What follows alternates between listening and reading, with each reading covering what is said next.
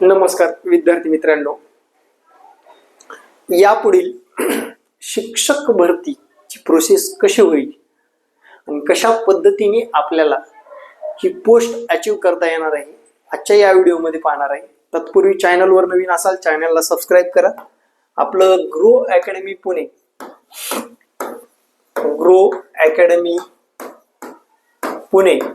हे ॲप आहे।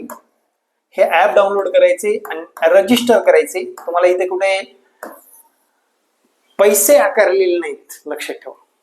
काय पैसे आकारले नाहीत, फक्त रजिस्ट्रेशन जे आहे ते आहे। बाकी तुम्हाला कुठेही मेंटॉरशिप वगैरे म्हणून तुम्हाला कागदपत्र सांगण्यासाठी पैसे आकारलेली ही ग्रो अकॅडमी पुणे बॅच नाही, हे डिक्लेअर करतो।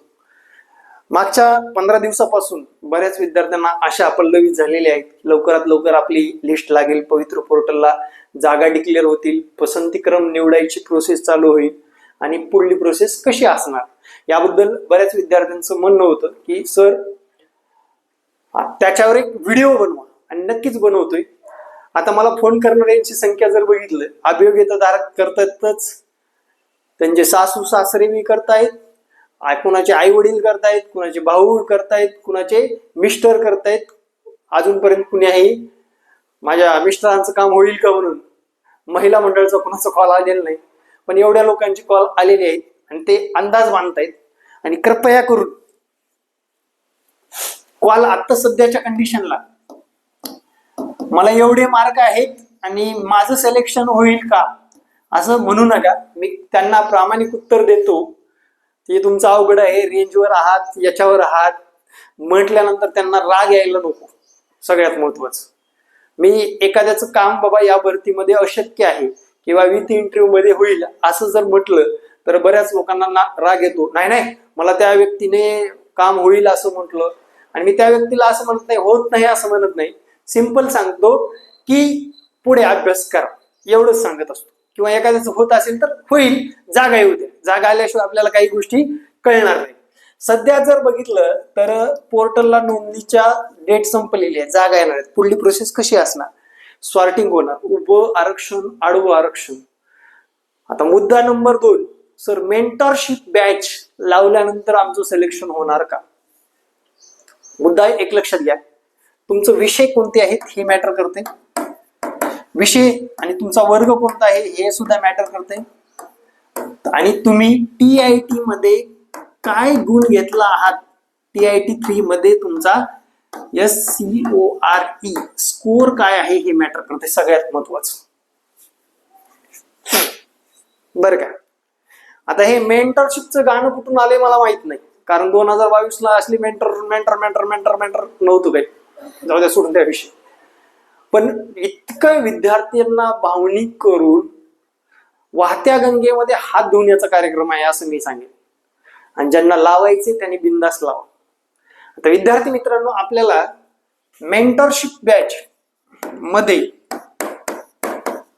काही विद्यार्थ्याचं ऍडमिशन करून सगळ्यात महत्वाचं त्यांच्यातल्या भावना, त्यांचं कंपॅरिझन एकमेकात लावलं जाणार आहे का?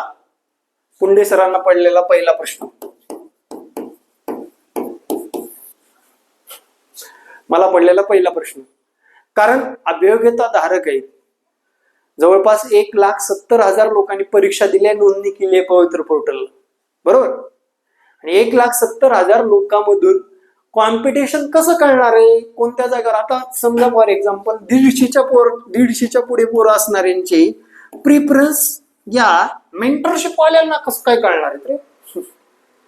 कुठं तो जाणार आहे, काय जाणार आहे, कसं जाणार आहे, कशाबद्दल जाणार आहे, कशाहून जाणार आहे? आणि दुसरा मुद्दा मी सांगतो, तुमचे TIT चे मार्क तुमचं सिलेक्शन करून देणार आहेत, हे डोक्यात ठेवा। तुमचे TIT चे मार्क तुमचं सिलेक्शन करून देणार आहेत।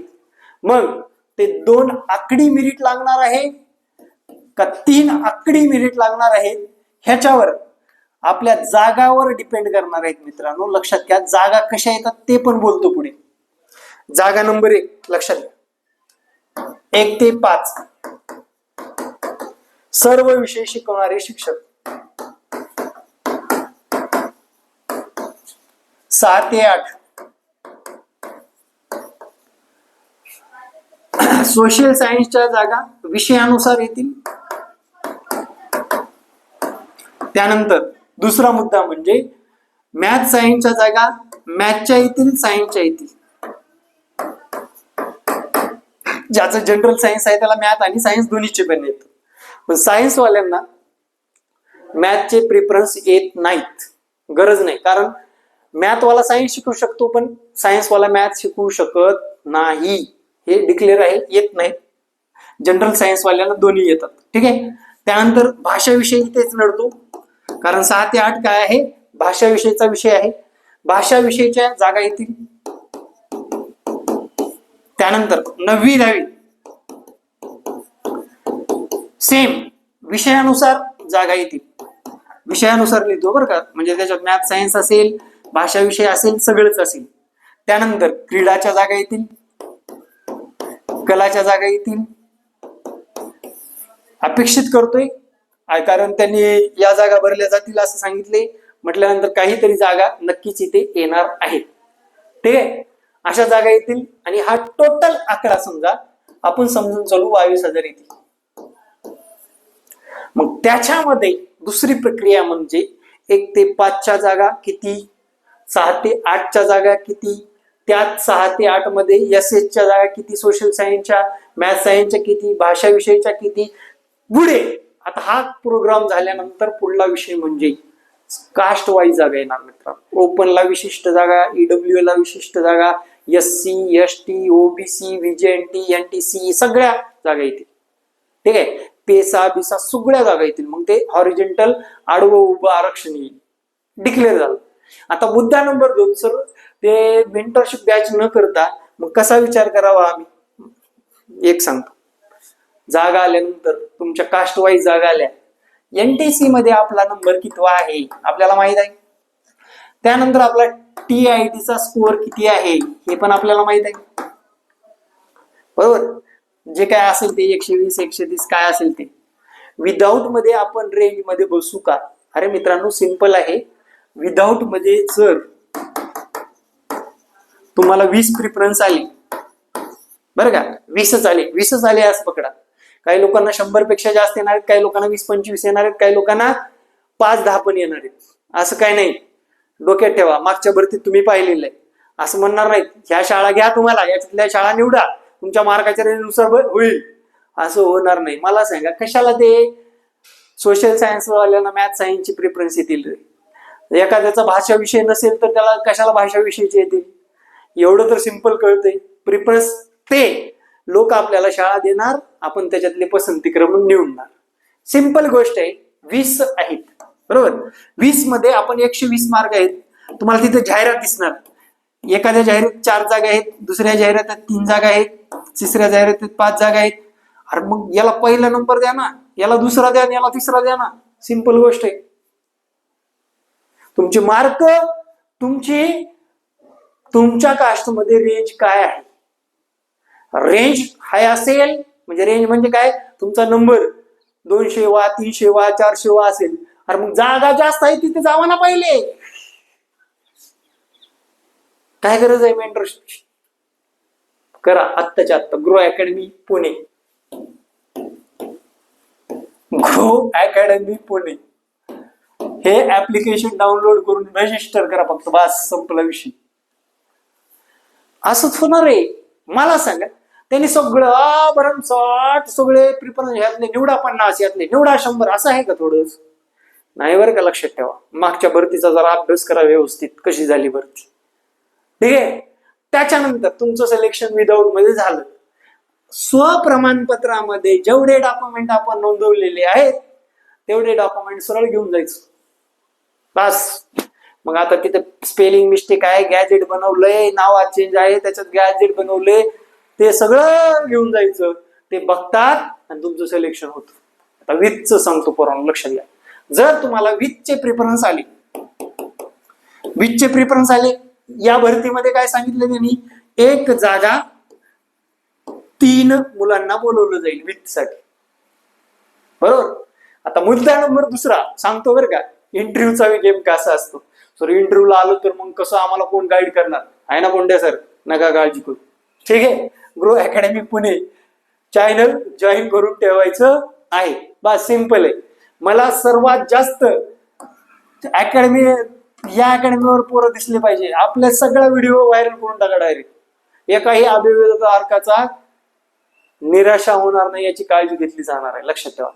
ठीक आहे, ठीक आहे. पुढे सांगणार आहे अभिवेदक कसे प्रश्न विचारतात ते पण पुढे सांगणार आहे, लक्षात घ्या. आता एकाच 3 आले, 3 संस्था येतात आपल्याला, बरोबर. आपण संस्था निवडलेल्या असतात, त्यातल्या 3 येतात. ठीक आहे. आपल्याला जर 50 संस्था आल्या विथ मध्ये, सॉरी 50ला 50 निवडल्या किंवा यातल्या 25 निवडल्या, या 25 पैकी आपल्याला 3 संस्था येतात. कुठल्याही उचलायचं दप्तर, आपल्या विषयाचं पुस्तक लक्षात ठेवा. आतापासून सराव करा. आपल्या विषयाचं पुस्तक, तुम्ही मॅथ्ससाठी जात असाल तर मॅथ्सचं पुस्तक, सायन्ससाठी जात असाल सायन्सचं पुस्तक, सोशल सायन्ससाठी जात असाल, भूगोलाची जागा असेल भूगोलाचं पुस्तक, इतिहासाची जागा असेल इतिहासाचं पुस्तक, भाषा असेल भाषेचं पुस्तक घेऊन जायचं. सिंपल, टापटीप, शर्टिंग बिर्टिंग काय करायची ते करा. महिलांनी आपलं अंगभूषण काय घालायचे ते घेऊन जाऊ शकता. आपला युनिफॉर्म वगैरे काय ते जायचं. पॅनल असतं मित्रांनो, पॅनल बसलेलं असतं. डॉक्युमेंटची सर्व माहिती विचारतात, वैयक्तिक माहिती विचारतात. आता याच्यात काय मला सांगा, कुठल्याही कंपनीमध्ये किंवा कुठेही गेलात ते काय प्रश्न विचारणार आहे हे तुम्हाला माहित असतं का? पाटाचं टाचण काढून स्वच्छ अक्षरात एका शाळेवर म्हणजे एक डेमो घ्यायला सांगतात. सिंपल आहे, कारण मी माझ्या मिसेस सोबत 7 डेमो अटेंड केलेत. किती? 7 डेमो अटेंड केलेले आहेत. मग ती पुढली प्रोसेस तुम्ही बघून घ्या काय करायचं ती. ठीक आहे. 7 डेमो अटेंड केलेले आहेत. 7ही डेमो मध्ये मी घरी काही शिकवलं नव्हतं. फक्त म्हटलं होतं विद्यार्थ्याच्या वर्गावर गेल्यानंतर शिकवण्याकडे व्यवस्थित लक्ष आणि विद्यार्थ्यावर कंट्रोल असेल तर आपलं सिलेक्शन निश्चित आहे. 2 शाळेवर फोन आले नंतर, पण झडपे झाल्यामुळे आपण काही तिकडे फिरकलो नाही. ठीक आहे. 7 मधल्या 2 शाळेवर फोन सुद्धा आले होते, कारण मागच्या वेळेस एका जागेसाठी 10 शाळा देत होती, बरोबर. 10 शाळेवर जावा आणि इंटरव्ह्यू देऊन या. आता यावेळेस एका विद्यार्थ्यासाठी 3 शाळा मिळणार आहेत निवडलेल्या शाळेपैकी. मग आपल्याला जाणं गरजेचं आहे. ठीक आहे. निवडलेल्या शाळापैकी आपल्याला 3. जर त्या लायकीचे मार्क नसतील तर शाळा बी यायच्या नाही, लक्षात ठेवा. त्या लायकीचे मार्क नसतील तर विथ इंटरव्ह्यूचे मार्क सुद्धा आपल्याला नसतील तर कशाला शाळा देतील तुम्हाला, सांगा ना. कशाची गरज आहे मेंटरशिप करण्याची? चला, जे घेत आहेत ना, माझ्याकडे आहे 110 मार्क असणारे लावून द्या. मेंटरशिप काय तुमचे 20-20 हजार रुपये फीस भरून टाकू मेंटरशिप मध्ये लागत असेल तर. गरज काय सांगा बरं मला. मी त्यांचा विरोधक नाही, पण मला विद्यार्थ्यांची पिळवणूक महत्वाची. विद्यार्थ्याला काय चाललंय काय, अरे तिथं GR मध्ये सांगतं रे असं करा असं करा असं करा असं करा, तसंच करायचे, दुसरं काय करायचे त्याच्यात. तर डॉक्युमेंट बाबत स्वप्रमाणपत्रामध्ये जे डॉक्युमेंट भरलं ती काही चेंजेस करू शकणार का आपण? फक्त आपण एक गॅजेट बनवू शकतो बाबा, लग्न पत्रिका म्हणजे शासनपत्र आपल्या नावात चेंज झाला असेल तर. बाकीचे जे डॉक्युमेंट आपण तिथे नोंदवलेत त्यांच्याकडे लिस्ट असते, तीच लिस्ट आपल्याला कव्हर करायची असते, दुसरं काही वेगळं करायची गरज नसते. ठीक आहे. आता मग तुमच्या डॉक्युमेंटमध्ये जर ऋणी असाल तुम्ही, काही त्रुटी असतील डॉक्युमेंटमध्ये, सरळ चल घरी हो, कारण दुसरा कॉम्पिटिटर घ्यायचा असतो त्यांना, लक्षात ठेवा, बरोबर. आणि दुसरा एक मुद्दा, 13 जागा असतील तर 13च लोक बोलवतात हो. ते पण डॉक्युमेंट चेक करूनच बोलवतो. ऑलरेडी त्यांच्याकडे लिस्ट असते, पवित्र पोर्टलचं लॉग इन असतो. प्रत्येक झडपीला एक तिथे पवित्र पोर्टलवर काम करणारा व्यक्ती असतो. प्रत्येक झडपीला अधिक्षक म्हणतात त्याला, लक्षात ठेवा. एवढं कळकळीने तळमळीने काय सांगतो, दिवसभरामध्ये सर मेंटरशिपला लावूच का, असं करू का, होईल का नाही. अरे बाबा थांबा थांबा थांबा, जागा येऊ द्या, बऱ्याच गोष्टी आहेत. आता एवढं सिंपल आणि साध्या भाषेत सांगतोय, या गोष्टी मॅटर करतात.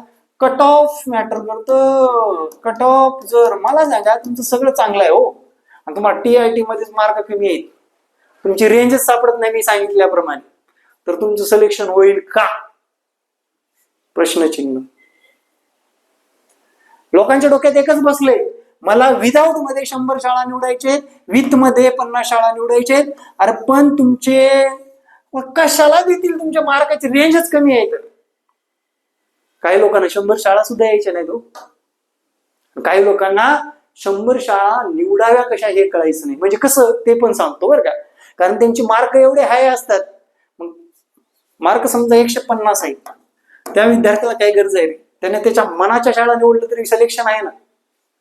पहिला, दुसरा, तिसरा, चौथा, 10 पहिल्या 10 प्रिफरन्स मध्ये त्याचं लागणं आहे ना, म्हणजे सिलेक्शन होणं आहे ना.